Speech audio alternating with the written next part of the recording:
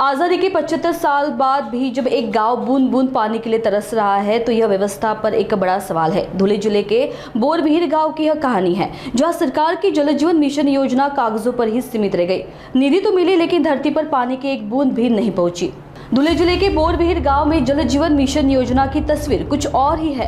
महज 5000 लोक संख्या वाले इस गांव के 652 घरों में नल कनेक्शन देने की योजना सरकार ने बनाई थी, लेकिन हकीकत में ग्रामीण आज भी पानी के लिए भटक रहे हैं। यह योजना 2022 में मंजूर हुई थी, जो 2023 तक पूरी होनी थी, जिसके लिए 2 करोड़ रुपए की निधि भी स्वीकार की गई, लेकिन 2025 आने के बाद भी काम अधूरा है। वही सरकारी दस्तावेजों की बात करें तो योजना पूरी बताई गई, लेकिन जमीनी हकीकत इससे एकदम उलट है। ग्रामीणों को पानी के लिए आज भी कुएं, टैंकर और पड़ोसी गांव पर निर्भर रहना पड़ता है। इसकी शिकायत भी कई बार की गई, लेकिन न तो कोई अधिकारी आए न कोई सुनवाई हुई। करोड़ों का यह भ्रष्टाचार शासन, प्रशासन और अधिकारियों की मिलीभगत से ही संभव है। ऐसे में लोग अब सरकार से ही नहीं बल्कि व्यवस्था पर भी सवाल उठा रहे हैं।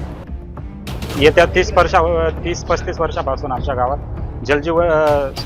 अनेक वर्षापासून पाण्याची समस्या आहे सर। विषय असा झालेला आहे की अक्षरशः 3-3, 4-4 महिने पाणी मिळत नाही आमच्या गावाला, आणि त्यातल्या त्यात शासनाने अत्यंत चांगली योजना आणली होती आमच्या गावासाठी, ती म्हणजे जलजीवन मिशन योजना। सर, या योजनेचं झालेलं असं आहे की यांनी डायरेक्ट कागदोपत्री सरळ ऑनलाईन डेटावर यांनी 55 लिटर प्रत्येक व्यक्तीला रोज पाणी मिळतं असा डेटा दाखवलेला आहे। प्रत्यक्षात 3-3 एकनाथ वाघ, गाव बोरवीत मागासवर्गीय आहे, ते मागासवर्गच राहिला आहे। त्याची काहीच प्रगती नाही, पाणी नाही, 2-2, 3-3 महिने पाणी येत नाही। परत शौचालय नाही लेडीज लोकांना, परत हे रस्ते, रोड, गटारी हे अशी कुठली सुविधा नाही। आणि लाईट आहे, ती लाईट दुसऱ्या खेड्यातून आमच्या खेड्यात लाईट येते, ती 2-2 दिवस जाईल तरी कोण दखल घेत नाही।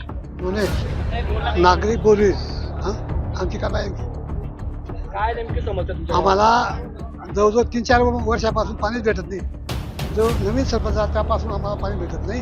3-3 महिन्यानंतर पाणी भेटतं। त्याच्यानंतर जी पाईपलाईन आहे 2दा खोदली गेली, तर परत बुजली गेली, आणखी परत ती खोदणार आहे त्या, म्हणजे किती पैसा याच्यामध्ये खूप आहे, मोठा पैसा। बोरवीर गावात गेल्या 25 वर्षापासून पाण्याची कायमची समस्या आहे।